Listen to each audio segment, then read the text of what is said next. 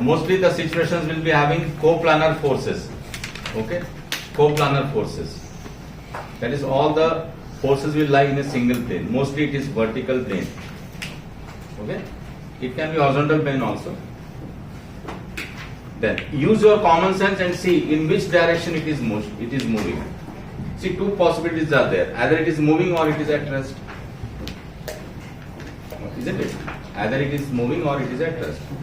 If it is moving, then apply your common sense and see in which direction it is moving. Suppose it's moving in the horizontal direction, then resolve all the forces in the horizontal and vertical directions. Suppose you observe that the body is going vertical, resolve all the force in the vertical and horizontal direction. That is, direction of motion should be one direction and perpendicular to that other. These are the two directions in which you have to resolve the forces before you start analyzing the dynamics of the body. Got the point? Before you analyze, you have to resolve. Now suppose you find the body is at rest, that is equilibrium.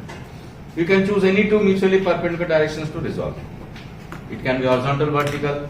It can be, suppose the situation involves an inclined plane. It can be along the inclined plane, perpendicular to the inclined plane. Any two mutually perpendicular directions is okay. You will get the same result. Now, in certain situations, we are not able to judge whether the body is at rest or in motion. In cases involving friction, the body may or may not be moving. In such cases, we assume the body is moving. Okay. We assume the body is moving and then we resolve the forces. Because even if it is at rest, still you will be right, because if the body is at rest, you can resolve along any two mutually perpendicular directions. If the body is at rest, you are free to choose any two mutually perpendicular directions. But if it is motion and you have chosen wrong two directions, then you will get a wrong answer. That's why, therefore, in case of any confusion, you assume the body is in motion. And one of the direction will be direction of motion and the other will be perpendicular to that. You have to resolve the forces. Now, perpendicular to the direction of motion, if the body is in moving, perpendicular to the direction of motion, it is in equilibrium.